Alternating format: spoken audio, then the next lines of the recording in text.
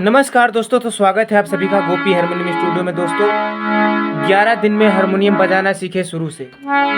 आज मैं आप सभी को जो जानकारी बताने वाला हूँ, आज तक आप लोगों को यूट्यूब पे ये जानकारी किसी ने नहीं दिया होगा। मैं गारंटी के साथ बताने जा रहा हूँ, ठीक है। सबसे पहले आप सभी को क्या करना है, एक कॉपी और कलम लेना है, ठीक है। शुरू से हारमोनियम कैसे बजाना है, ये हम इसके जो कुछ टिप्स हैं जो आज हम आप सभी को बताने जा रहे हैं। एक रफ लीजिए, एक पेन लीजिए। जो मैं जानकारी बोलने जा रहा हूँ, अगर आप शुरू से हारमोनियम बजाना सीखना चाहते हैं तो ठीक है, अपनी कॉपी में नोट करिए। और आज मैं जो आपको जानकारी देने जा रहा हूँ एकदम सरल और एकदम सहज है। शुरू से एकदम किसी ने नहीं आप लोगों को बताया होगा। सबसे पहले अब वीडियो को ज़्यादा टाइम ना लेते हुए स्टार्ट करते हैं, ठीक है। क्या करना है, पहला दिन, ठीक है। पहला दिन, आज मैं पहला दिन समझ लीजिए, आपका पहला दिन है हारमोनियम। पहले दिन कैसे बजाना है, देखिए इसका क्या रूल है। आज हारमोनियम सीखने का पहला दिन मैं बताने जा रहा हूँ आप सभी को, ठीक है। फर्स्ट पार्ट, ठीक है, टाइप ऑफ हारमोनियम, ठीक है।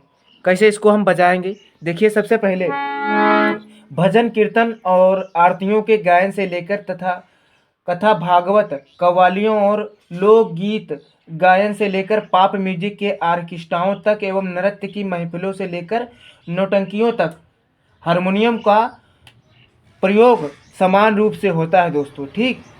लोक गायक हों अथवा फिल्मी धुनों पर जागरण कराने वाले आर्केस्ट्रा ग्रुप, भक्ति भाव से परिपूर्ण रामलीलाएं और कृष्ण लीलाएं, ठीक है, कृष्ण लीलाएं हों अथवा उत्तेजक नृत्य की महफिलें, हारमोनियम बगैर सभी अधूरी रहती हैं दोस्तों, ठीक। आपके गांव में भजन हो, भागवत हो, ऑर्केस्ट्रा हो, ठीक है, समझ रहे हो ना, सुंदरकांड हो, रामायण हो, बगैर हारमोनियम के अधूरी ही रहती हैं, ठीक है। तबले, ढोल, मृदंग, खंजड़ी, ढप आदि वाद्य यंत्रों के साथ इसका प्रयोग इतना अधिक होता है कि आज इस बात पर सहज विश्वास ही नहीं होता है दोस्तों। हारमोनियम भारतीय वाद्य यंत्र नहीं, परंतु वास्तविकता यही है कि गिटार, वायलिन और पियानो के समान ही हारमोनियम को भी अंग्रेज ही भारत में लाए थे दोस्तों। ये जानकारी किसी ने नहीं आप लोगों को दिया होगा। आज हम जो ये बता रहे हैं शुरू से कैसे बजाना है, सबसे पहले आपको ये स्टेप को फॉलो करना होगा दोस्तों। आप सभी से हाथ जोड़ के रिक्वेस्ट है, जो मेरे स्टूडेंट हमको देख रहे हैं, ठीक है। ये हम आज हाथ इसलिए जोड़ रहे हैं, बाकी हमको हाथ नहीं जोड़ना चाहिए, ताकि आप लोगों को थोड़ा टाइम दीजिए यार। जब टाइम नहीं दोगे तो हारमोनियम कैसे बजाना सीखोगे, ये बताओ हमको। लोग बोलते हैं कि इतने दिन हो गए हम अभी नहीं सीख पाए। देखिए, ये कोई वो खाना नहीं है जो उठाया मुंह में खा लिया, ठीक है। अगर खाना भी नहीं खाएंगे आप, ठीक है, तो मुंह में नहीं जाएगा। इसीलिए आपको रियाज करना होगा, थोड़ा टाइम देना होगा, तब आप लोग सीखेंगे इसको, ठीक है। हम कहाँ थे, ठीक। ये देखिए, ये जो भारत में ही हारमोनियम को लाए थे अंग्रेज। यह बात दूसरी है कि विदेश यंत्रों की बात क्या है, आज सभी भारतीय वाद्य यंत्रों को भी लोकप्रियता में बहुत पीछे छोड़ चुका है। हारमोनियम यही कारण है कि स्वयं को आधुनिकता का पुजारी कहने वाले काले अंग्रेज जहां से प्राचीन भारतीय वाद्य यंत्र समझकर इसके विपरीत रूप आर्गेडियन यो होता है, जो थोड़ा पेट में लगा के उसको एक हाथ से उसको भी धोकना पड़ता है, ठीक है। आर्गेडियन आप लोग जानते होंगे, ठीक है। और संगीताचार्य इसकी गणना शास्त्रीय वाद्य यंत्रों में नहीं करते, ठीक है, जो संगीत के पुजारी होते हैं। परंतु आपको यह जानकर शायद आश्चर्य होगा कि सार्वजनिक रूप से हारमोनियम की आलोचना करने वाले इन लोगों ने भी अपनी संगीत साधना का प्रारंभ हारमोनियम वादन से ही किया था। और आज भी कोई साज बजाने से पहले उसका स्वर हारमोनियम के स्वर के साथ स्वर मिलाकर ही सेट करते हैं। सही बता रहे हैं दोस्तों, जो आज आप लोगों को बता रहा हूं मैं, किसी ने नहीं बताया होगा। और देखिए, एक हेडिंग डाल लीजिए, उपयोगिताएं और प्रयोग, इसका कैसे हम यूज किया। उस्ताद बिल्ला खां का शहनाई वादन हो अथवा हरि प्रसाद चौरसिया का बांसुरी वादन हो, सभी का उद्देश्य अपनी स्वर लहरियां बिखेरकर वातावरण को संगीतमय बनाना होता है। एकल वाद्य यंत्र का वादन उससे बजाने की कला में दक्षता के प्रदर्शन का पैमाना है, ठीक है। इसके विपरीत तबला, ढोलक, मृदंग, हारमोनियम आदि अन्य वाद्य यंत्रों के साथ समूह के रूप में बजाए जाते हैं। एक ही लय ताल में बजते हुए वाद्य यंत्र अपनी समेत स्वर लहरियों द्वारा संगीत का वह समा बांध देते हैं जिसका शब्दों में वर्णन नहीं किया जा सकता। दोस्तों सही बता रहा हूँ, आप लोग बने रहिएगा। जो मैं आपको बताने जा रहा हूँ एकदम सटीक जानकारी दे रहा हूँ, किसी ने नहीं दिया होगा। आप लोगों ने अगर इसको फॉलो कर लिया ना भाई, 11 दिन में आप लोगों को कोई नहीं रोक पाएगा। हारमोनियम लोग देखेंगे कैसे बजा रहे हैं, ठीक है। और बात सुनो, सूत्रधार और निर्देशता, ठीक है, हारमोनियम मास्टर ही होता है। रासलीलाओं, नौटंकियों और संगीत समारोहों में आदि में संचालक स्वयं हारमोनियम बजाते हैं, ठीक। ये देखा होगा, पहले तो हारमोनियम मास्टर ही फिल्मों के संगीत निर्देशक हुआ करते थे। यही कारण है कि भारतीय वाद्य यंत्र न होने के बावजूद सभी वाद्य यंत्रों का राजा माना जाता है हारमोनियम को। सही बता रहा हूँ दोस्तों, सभी वाद्य यंत्रों का राजा कौन है? हारमोनियम है। आप लोगों को मैं आज जो बता रहा हूँ किसी ने नहीं बताया होगा। आज इसको आप लोग इस स्टेप को फॉलो करना है, ज़्यादा कुछ नहीं करिए, इतना ही फॉलो करिए। बाकी हम अपने हिसाब से बता रहा हूँ, जो आप, ये हमारी जानकारी है जो आप लोगों को हम दे रहे हैं, ठीक। नृत्य करते समय जो लोग नाचते हैं, ठीक, तबला बजाना संभव नहीं है। ठीक उसी प्रकार अधिकांश वाद्य यंत्रों को बजाते समय साथ ही गायन भी नहीं किया जा सकता, ठीक। जिस तरह से तबला बजा रहे हैं, नाचने लगे, वैसा संभव नहीं है, ठीक। और उसी तरह तबला और मृदंग बजाते समय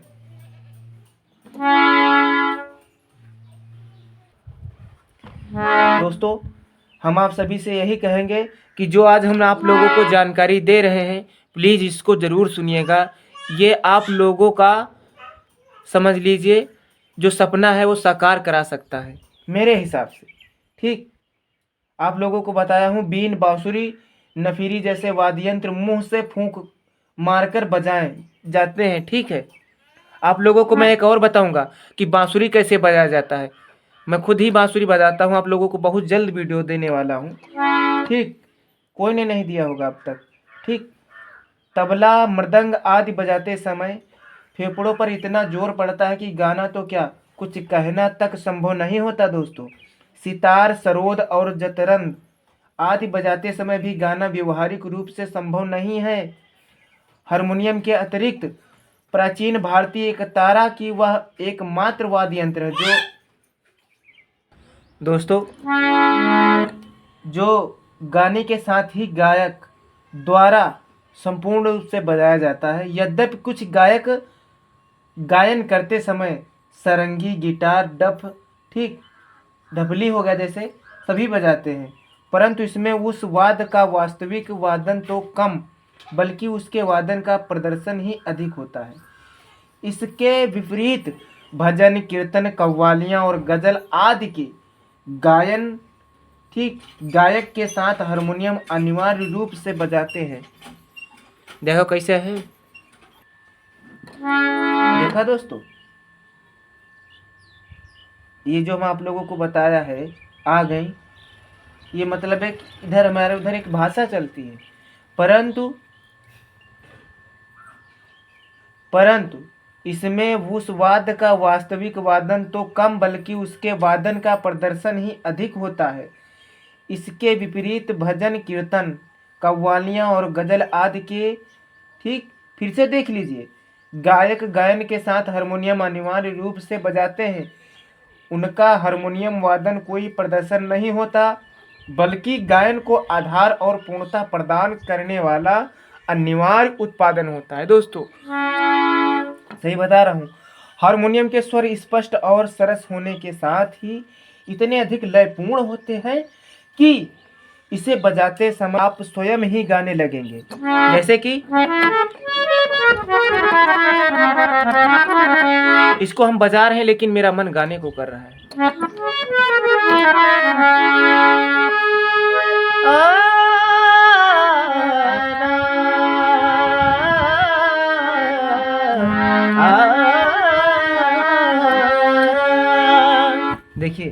एक मूड होता है, बन ही जाता है।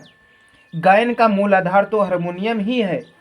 ठीक, नृत्य का अभ्यास करते समय भी लय और ताल का समन्वय बैठाने में प्रबल सहायता प्रदान करता है। यह सीधा साधा वाद्य यंत्र है। इसका कारण यही है कि हारमोनियम ही एकमात्र वह वाद्य यंत्र है जिससे बजाने के पहले स्वरों को सेट नहीं करना पड़ता है। ठीक, यही है वो वाद्य यंत्र है जिसको बजाने से समय आप बैंजो लेंगे उसको भी सेट करना पड़ेगा, आर्गन लीजिए उसको भी सेट करना पड़ेगा, गिटार लीजिए उसको भी सेट करने पड़ेगा। लेकिन हारमोनियम एक ऐसी चीज है जिसको आप कहीं भी लेके जाइए, कुछ सेट नहीं करना पड़ता है, ऑलरेडी इसमें जो स्वर आपके हैं सेट होते हैं। ठीक, तो देखिए, अपने अपने स्थानों पर सदैव के लिए स्थायी बने रहते हैं। यही कारण है कि सारंगी और सितारा जैसे भारतीय वाद्य यंत्रों को अथवा गिटार, वायलिन जैसे पश्चात वाद्य यंत्र बजाने से पहले हारमोनियम पर सप्तक बजाकर ही इनके स्वर मिलाए जाते हैं। ठीक, इसीलिए जहां गायन और लगभग सभी वाद्य यंत्रों का उत्पादन मतलब वादन सीखने के लिए सबसे आसान मार्ग है दोस्तों हारमोनियम के सरगमों के साथ उन्हें बजाना। वही अधिकांश वाद्य यंत्रों की सेटिंग का तो मूल आधार हारमोनियम के स्वर ही हैं। ये जो हैं इसके स्वर हारमोनियम के, समझ रहे हो, यही मूल आधार है हारमोनियम के सुर, जैसे कि सा रे गा मा पा धा नी सा, यही मूल आधार है। ठीक दोस्तों, आज मैं जो आप लोगों को ये जानकारी दिया हूँ, ठीक, उम्मीद करता हूँ सीखने में सुगमतम शास्त्रीय नृत्य हो अथवा आधुनिक फिल्मी डांस। ठीक है दोस्तों, इन्हें सीखने के लिए दोस्तों पुष्ट, छरहरा और लोचपूर्ण संपूर्ण शरीर तथा चपल चरण चाहिए दोस्तों। ठीक है, गायन के लिए मधुर कंठ और पर्याप्त लंबी सांस रोकने की क्षमता चाहिए। ठीक है, जैसे कि शहनाई हो गया, बीन हो गया और बांसुरी बजाने के लिए जहाँ अत्यंत शक्तिशाली फेफड़े चाहिए, वहीं समझ रहे हो ना, मजबूत एकदम ठोस समझ लीजिए फेफड़े चाहिए। वहीं अगर मृदंग आप बजा रहे हैं, तबला बजाने में बहुत अधिक ऊर्जा व्यय होती है। ठीक है, अगर आप तबला बजा रहे हैं, ढोलक बजा रहे हैं, मृदंग बजा रहे हैं, तो आपके अंदर ऊर्जा का होना बहुत ही जरूर है। ये हम आपको समझा रहे हैं दोस्तों।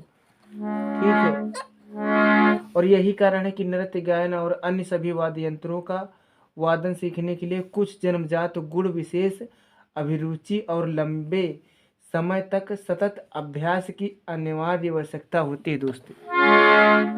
ये एकदम आवश्यकता ही होती है, अनिवार्य है। ठीक है, और यही नहीं, वीणा, वायलिन, सितार, ठीक, जैसे वाद्य यंत्र अत्यंत नाजुक और पर्याप्त कीमती होते हैं। ये बहुत महंगे मिलते हैं जिनको हम बता रहे हैं। और तो पियानो और कैसियो आदि बहुत ही अधिक मूल्यवान है। अगर आप पियानो लेंगे, कैसियो लेंगे, बताइए पियानो, कैसियो, पियानो की इस समय क्या कीमत बताइए? 1 लाख का आ रहा है, 1 लाख के ऊपर 1.5 लाख का है। ठीक है, और कैसियो आपका 3-4 हज़ार का है। ये इस तरह से आ रहे हैं।